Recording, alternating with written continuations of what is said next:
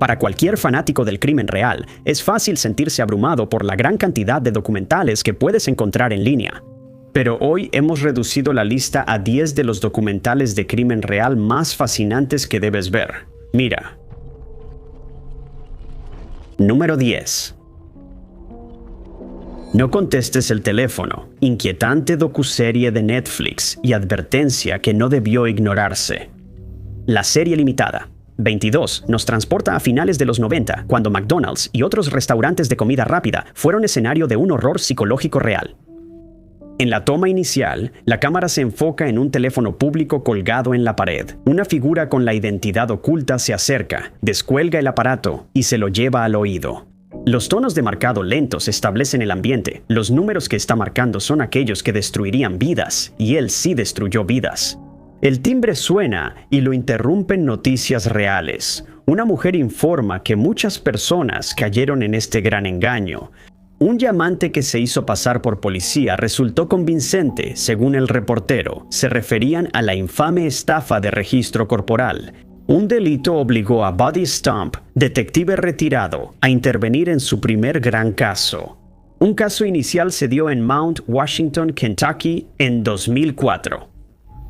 La joven Louise Ogborn era una empleada en un McDonald's local que nunca había hecho nada malo en su vida y era una empleada ejemplar. Un día, Louise recibió una llamada y pronto estuvo en la oficina de su gerente, Donna Summers. Un hombre supuestamente llamó a la policía, diciendo que una joven robó en ese establecimiento. Luego, un supuesto oficial llamó al restaurante y describió al hombre como similar a Louise. La persona que llamó, haciéndose pasar por oficial, ordenó al gerente que hiciera una revisión íntima a Louise, quien fue desnudada y registrada en la oficina de su trabajo. Esto se hizo sin autoridad oficial. Fue humillante y había grabaciones de las cámaras de seguridad que capturaron todo el incidente, grabaciones que terminarían en manos de Buddy. El detective se sorprendió y horrorizó por lo que vio y se perturbó aún más al descubrir eso. Esta no fue la primera vez, ni sería la última, que se llevaba a cabo una broma de registro corporal. Estas llamadas ocurren en Estados Unidos desde hace casi una década, incluyendo una en 1999 en Blackfoot, Idaho. La docuserie entrevista a las víctimas de este incidente y Elizabeth relata su historia que la dejó sin confianza y vulnerada. Era a principios de los años 2000 y al menos 4 Wendy's en Massachusetts fueron víctimas de llamadas falsas que dejaron a las víctimas deseando que los establecimientos nunca hubieran contestado el teléfono.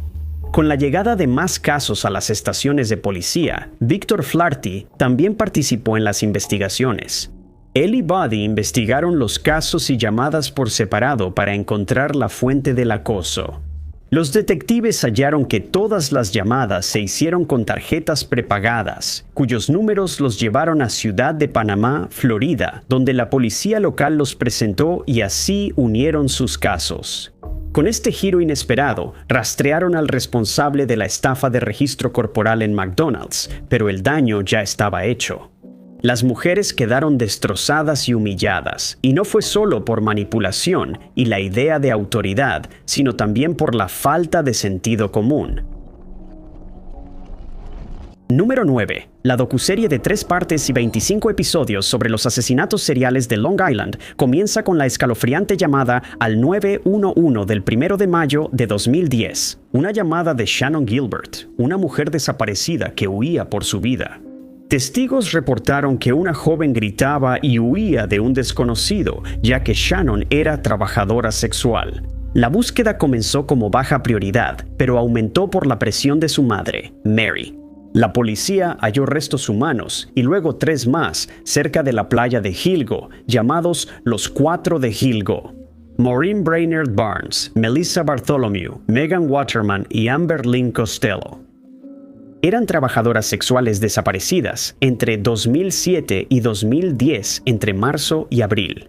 Hallaron 6 restos más, incluidos Valerie Mack, Jessica Taylor y Karen Vergara, lo que sugiere que había un asesino serial activo. La investigación se detuvo por la corrupción policial, pero en diciembre de 2011 hallaron a Shannon Gilbert en un pantano. El documental sugiere que ella sucumbió a la hipotermia mientras se escondía de su perseguidor. Una pista ignorada llevó después al arresto de un hombre relacionado con desapariciones y homicidios sin investigar por 20 años. El documental indica que una acción policial temprana pudo evitar más muertes. Desaparecidas, chicas. El asesino serial de Long Island es un documental esencial para quienes disfrutan del crimen real y la justicia verdadera. Número 8. ¿Te puedo contar un secreto? No suena como si pudiera, pero esta simple pregunta fue suficiente para causar conmoción en la comunidad de redes sociales y sembrar miedo en los corazones de quienes fueron sus víctimas. Si hubiera una subcategoría de crímenes reales sobre mujeres en peligro, este documental sería el ejemplo. Cuando solo las mujeres están en peligro, suelen ser ignoradas por la policía y no reciben ayuda. Un encogimiento de hombros que dice, te lo buscaste, y una atmósfera de desprecio. ¿Puedo contarte un secreto? Todas estas características se muestran en la docuserie de 2 partes, donde al inicio presentan a 3 víctimas, Abby, Zoe y Leah. ¿Víctimas de qué? Tal vez te lo preguntas. De un acosador cibernético implacable que arruinó sus vidas y las obligó a vivir siempre vigilantes, más de lo habitual. Cada una de estas mujeres fue alguna vez feliz y segura de sí misma. Su atractivo y su personalidad de influencer fortalecían su presencia en los medios. Ese mismo encogimiento de hombros que algunos harían en el sentido de «tú te lo buscaste» de nuestra subcategoría inexistente. Luego llegó ese mensaje atronador, devastador, que cambió sus vidas y estremeció su mundo. ¿Puedo contarte un secreto? Un mensaje de la docuserie se lee con voz distorsionada, resaltando las intenciones siniestras de la pregunta. Abby, Zoe y Leah no se conocían, pero la aparición de este mensaje significaba que estaban a punto de hacerlo, les gustara o no. Abby Furness, bailarina e influencer, fue víctima de un acosador cibernético que también era hacker y detective experto. Averiguó quiénes eran sus amigos y familiares, dónde trabajaba, qué hacía y a dónde iba. Cuando tuvo toda la información, sonó el mensaje y la vida de Abby empezó a desmoronarse. El acosador se hizo pasar por ella en línea, coqueteó con sus amigos, envió fotos íntimas a su jefe y convenció a su novio de que le era infiel, causando su ruptura. Después de 2 años de aventura, Abby perdió a sus amigos y todas las conexiones que construyó desaparecieron. Aunque pudo haberse sentido así, Abby no estaba sola y no era la única víctima del ataque de este individuo demente. Zoe Jade Hallow, mecánica y modelo, fue acosada por el mismo impostor. Sus amigos y familiares se volvieron víctimas de abuso por el asesino anónimo que secuestró sus vidas. Una vez se hizo pasar por el padre del novio de Zoe, creando cuentas falsas en redes sociales para contactar a chicas adolescentes. Fue muy dañino y Zoe era el centro de todo. Leah Marie Humbley, hoy empresaria e influencer, fue víctima de tortura psicológica. El acosador cibernético usó cuentas falsas para contactar a familiares, amigos y esposos de su círculo cercano. El hacker usó la paranoia para arruinar la vida de Leah y la hizo creer que siempre estaba ahí en algún lugar, observando desde la distancia y esperando para atacar. Pero todo este asunto no era más que un simple caso de acoso cibernético. Algo sencillo y rápido podría terminar con el tormento, algo tan simple como solo ir a la policía. Solo quienes rastreen los números y descubran al responsable podrán acabar con esto. Las autoridades actuarán correctamente.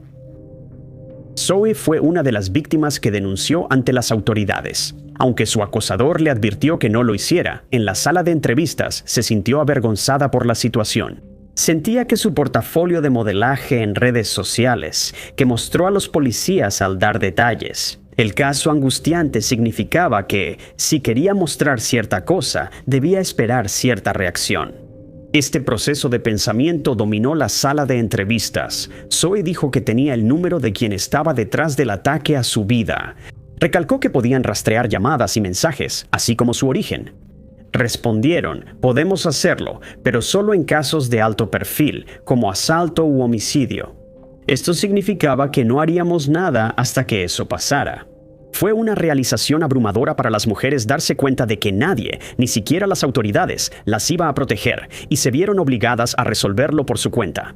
Aún sin saber que otras personas estaban pasando por este mismo tormento, cada víctima comenzó a sospechar de cualquiera y de todos en su vida. Porque seguramente no puede haber una sola persona detrás de esto. ¿O sí? Número.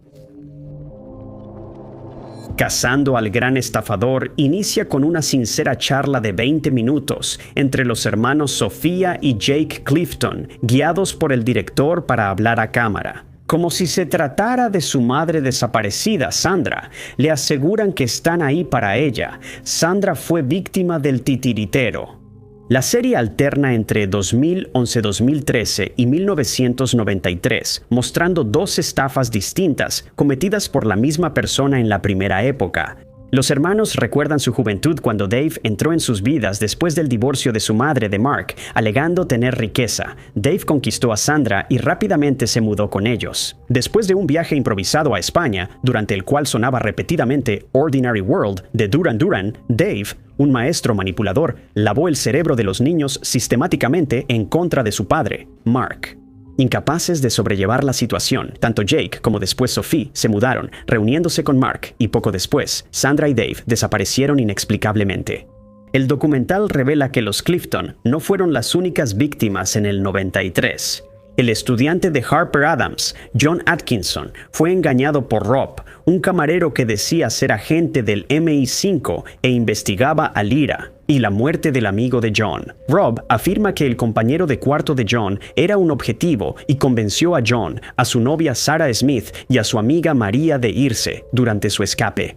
El mundo ordinario conectó las dos líneas de tiempo. El Rob de John es el Dave de los Clifton.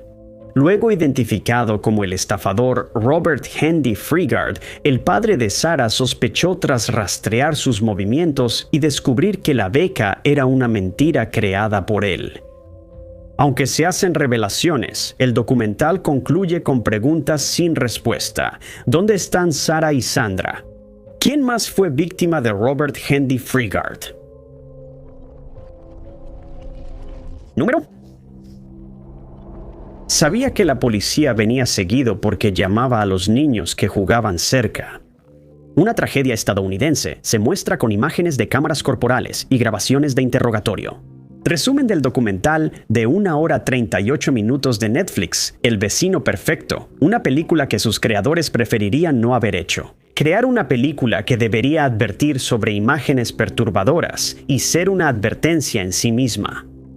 La película inicia en silencio hasta que la radio policial suena con estática. 9, 6, 8, código 2. Voz distorsionada anuncia código 2. Respuesta urgente pero sin luces ni sirenas. La llamada entró el 2 de junio de 2023 a las 9 con 1 minuto de la tarde. La oficina del sheriff del condado de Marion fue enviada a un vecindario en Ocala tras un reporte de allanamiento. Aún no lo sabían, pero ese código 2 pronto sería un código 3, 1, 1. ¿Cuál es la dirección de su emergencia? El despachador pregunta. Una voz temblorosa rompe el silencio y afirma que hay un herido. Al mencionar un arma de fuego, la policía acelera y las patrullas rugen. Salen rápidamente hacia Quail Run en Ocala, Florida, donde ocurriría una escena devastadora. La culminación de un conflicto implacable que se remonta hasta enero de 2021. Desde entonces y durante los siguientes 2 años, los agentes del alguacil responderían a 6 llamadas documentadas de Susan Louise Lawrence. Eso los llevó a Quail Run, donde las cámaras corporales grabaron cada visita. Lawrence llamaba seguido por allanamientos, diciendo que los hijos de su vecino entraban a su propiedad. Los niños del vecindario usaban un área de césped junto a su casa que ella decía era suya. Los niños eran hijos de Ajike Chantrell Owens, quien insistía en que no debían quedarse dentro y que no invadían propiedad ajena. Otros residentes de la zona describieron a la reclamante como alguien que estaba constantemente enojada por la presencia de los niños, a quienes acosaba a diario, lanzándoles palabras de odio mientras lo hacía, incluyendo el calificativo de esclavos. El documental, basado en grabaciones de cámaras corporales, muestra las declaraciones de vecinos, víctimas y la reclamante convertida en criminal. Los oficiales visitaron el vecindario 6 veces, explicaron la ley a Lawrence y se fueron pensando que el problema estaba resuelto. solo para que todo culminara en un final trágico el 2 de junio de 2023, cuando el código 2 se convirtió en un código 3. A las 9 de la noche, los agentes atendieron una denuncia de allanamiento de Lawrence, quien decía sentirse acosada y amenazada por los niños. Ese día, se descubriría que horas antes, Lawrence había lanzado un par de patines a ruedas al hijo de Owens, golpeándolo en el pie y dejándolo herido y angustiado.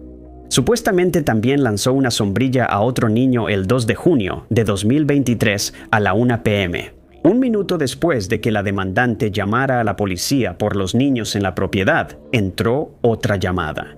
Ahora fue otro residente quien reportó una lesión fatal.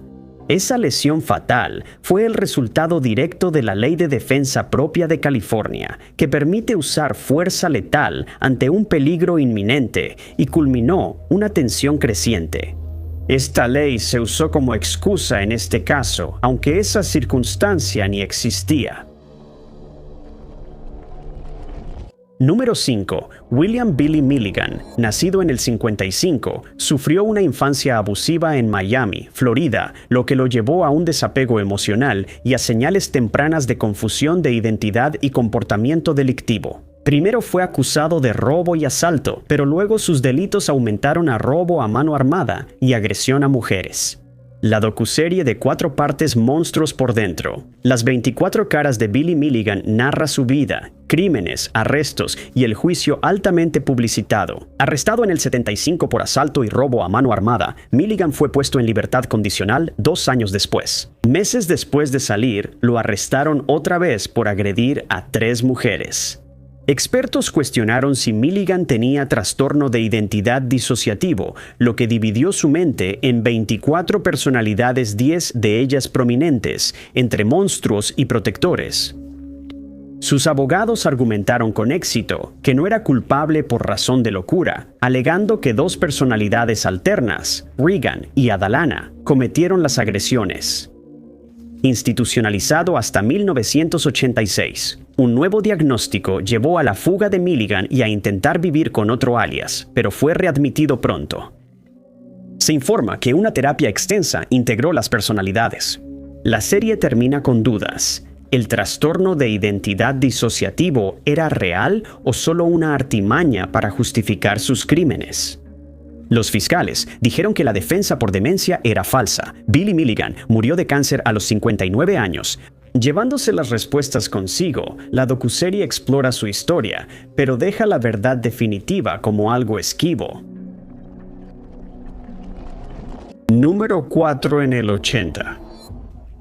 Cuando John Wayne Gacy apareció en los titulares, asesino serial aún no era un término común. Ese año fue condenado por matar a 33 niños y jóvenes. Su carácter discreto, trabajo sencillo, actitud de payaso y que las autoridades ignoraran la situación permitieron que Gacy siguiera delinquiendo durante años. Antes de los 22, solo sabíamos lo básico de Pogo, el payaso homicida, quien atraía víctimas fingiendo ofrecer trabajo. Se hacía amigo de ellos, les permitía entrar y salir, ganaba su confianza y luego atacaba. Los hombres simplemente no regresaban a casa. Nadie entendía por qué. Gacy tampoco discriminaba al elegir víctimas. El único aspecto que se mantuvo constante fue que todas sus víctimas eran hombres. Fuera de eso, todos eran diferentes entre sí.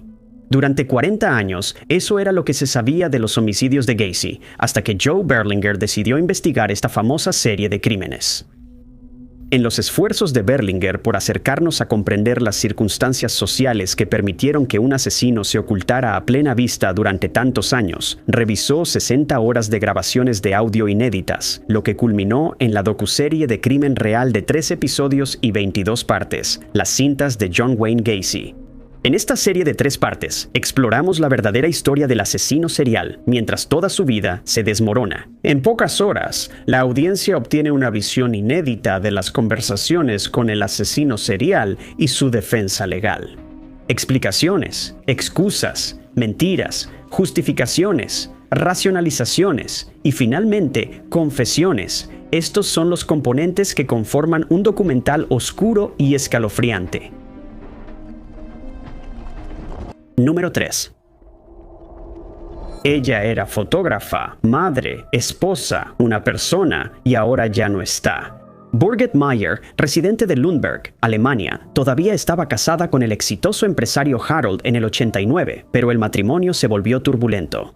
Para cuidar la cordura de Jasmine y la suya, decidieron divorciarse. El largo proceso de separación legal aún estaba en curso el 14 de agosto de 1989. Esa noche, Birgit fue a la casa de su esposo para aclarar algunos detalles del divorcio. La decisión fue amistosa y ninguna de las partes la impugnó, por lo tanto, no había tensiones crecientes. La visita a la casa de Harold concluyó con el acuerdo de 100.000 marcos holandeses y luego una desaparición. Al salir de la residencia, Birgit desapareció y pronto todos miraron a Harold. Los investigadores supieron la suma del acuerdo, lo que podría ser el motivo para relacionar al esposo separado con el crimen. Tras un intenso interrogatorio, búsquedas y falta de pruebas, fue exonerado de sospecha. Hubo varios intentos de búsqueda en cuerpos de agua y zonas boscosas, pero las autoridades no hallaron nada. Casi 4 años después, la policía nombró a un nuevo sospechoso y reabrió el caso. Pero como en tantos crímenes sin resolver, los errores familiares de las botas de uniforme azul dominan. Profundiza más. La desaparición de Birgit Meyer muestra en 4 episodios el viaje de expertos que intentan descubrir qué sucedió. La policía y los investigadores no hallaron el cuerpo de Birgit ni identificaron a su asesino. Estos 4 episodios muestran su búsqueda de justicia. Conocemos a Wolge, hermano de Birgit, junto a su hija y esposo, quienes reflexionan sobre las extrañas circunstancias que los trajeron aquí, y sobre el fracaso de la policía al investigar adecuadamente el caso, debido a la distracción causada por los homicidios. Al investigar qué pasó con su familiar, se reveló discretamente una vida secreta tras puertas cerradas que pudo costarle la vida a Birgit. El documental revela un posible romance secreto con un jardinero local de pasado violento. Kurt Warner Wichmann llamó la atención de los investigadores por su pasado y relación con la víctima. Trabajaba como jardinero cerca de la casa de la mujer desaparecida. Wichmann llevó a Birgit a su casa tras una fiesta, pero ella desconocía sus delitos violentos y arrestos previos. En 1993, un registro en su casa reveló habitaciones a prueba de sonido, armas sin licencia, cadenas y pastillas para dormir. Era claro que algo andaba mal y Wichmann lo sabía. Cuando los oficiales allanaron su casa, huyó, pero un accidente de tráfico permitió que lo detuvieran los investigadores. El confinamiento duró poco. 2 meses después, fue hallado muerto en su celda. Nunca fui condenado ni acusado de delitos relacionados con Birgit. Años después, buscando la verdad, Wolfgang logra entrar a la antigua casa de Wichmann, tema central en el documental. En la casa hay unas esposas manchadas de rojo. Las pruebas de ADN confirman que el fluido era de Birgit. El documental profundiza y descubre objetos enterrados en el jardín de la casa, compartido por Wichmann y su hermano, quien era la única persona que podía haber accedido a las habitaciones insonorizadas. Había bolsos, joyas, zapatos, armas, herramientas y partes de autos, lo que sugiere que Birgit quizá no fue su única víctima. La serie nos lleva a través de cada día agonizante que concluyó con el descubrimiento del cuerpo de Birgit, la solución que los investigadores nunca pudieron encontrar. Años atrás, un posible asesino serial pudo estar activo en el 89 sin que nadie lo supiera hasta ahora. Y todo lo que hubiera hecho falta era indagar un poco más. Número 2. El documental de 6 partes de Netflix, Wild Country, narra la intensa historia del líder espiritual Bhagwan Sri Rajneesh y sus seguidores.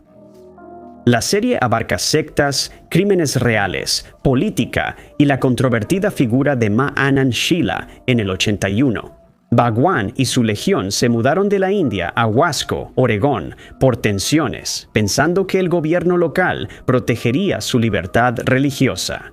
La secta ignoró las leyes de zonificación y construyó una gran metrópolis en su rancho, con centros comerciales, hoteles, aeropuerto y miles de nuevos miembros. Antelope, un pequeño pueblo de jubilados, se opuso al imperio violento de la secta y un problema de zonificación se volvió una guerra por el condado de Wasco. La serie muestra cómo Bhagwan usó vacíos legales para una toma hostil armada, documentado en grabaciones. Sorprendentemente, Bhagwan no es el enfoque principal. Ma Anand Sheela es una secretaria ambiciosa, despiadada y hambrienta de atención mediática. Sheela dio varias entrevistas y la compararon con una de las peores figuras históricas. Solo distraen de esta poderosa mujer una explosión, un complot homicida, un envenenamiento masivo y el gurú del Rolls Royce enfocado en la conquista violenta. Número 1. Al recorrer la lista de documentales en Netflix, siempre nos llama la atención la palabra guerra. Leemos el título, Guerra de la Mafia, Filadelfia versus la Mafia, un tema irresistible. Si el título no basta, la escena inicial nos cautivará. Es la parte trasera de la cabeza de un hombre, la cabeza de la serpiente, como titula el episodio. Fuma un cigarro, el silencio domina la escena. Luego pronuncia esas palabras inquietantes. El hombre cuenta que conducían a diario buscando personas para matar. Eso era todo, dice. En solo 3 episodios, el director nos introduce en el mundo de la violencia de la mafia, específicamente la violencia de la mafia que a menudo llegaba a los titulares en la ciudad de Filadelfia en los años 90. La serie presenta informes documentados, videos de vigilancia y grabaciones de audio, todo esto remontándose a una época en la que se libraba una guerra entre 2 facciones. En una esquina tenemos a John Stanfa, en la otra tenemos a Joey Merlino, y detrás de ellos hay un número incontable de leales. Mediante entrevistas a exsoldados de la mafia y relatos de autoridades, presenciamos el descubrimiento de lo que causó la brutalidad en la ciudad del amor fraternal. Guerra de la mafia en Filadelfia. La mafia revela cómo el arresto de Nicky Scarfo en el 86, un maníaco homicida, se convirtió en el origen del conflicto. Stanfa reemplazó a Scarfo como jefe de la mafia, supuestamente elegido por las 5 familias, para liderar en su lugar. Su posición tenía la intención de traer estabilidad, en contraste con el comportamiento errático del líder que estuvo antes que él y la destrucción que impuso. Según los entrevistados del documental, la idea era ganar dinero, no aparecer en titulares. Esa era la perspectiva de Stanfa. Una idea que sería opacada por Merlino, quien veía a Stanfa, nacido en Sicilia, como un forastero. Merlino y sus seguidores actuaban sin control al no tener autoridad para dar órdenes. Sus ropas de diseñador y autos llamativos atraían miradas, mientras planeaba tomar el control de la operación frente a Stanfa. Pero también había un tercer oponente en el ring durante esa época. En el documental, agentes federales y técnicos explican cómo usaron informantes y espiaron la oficina de un abogado de la mafia.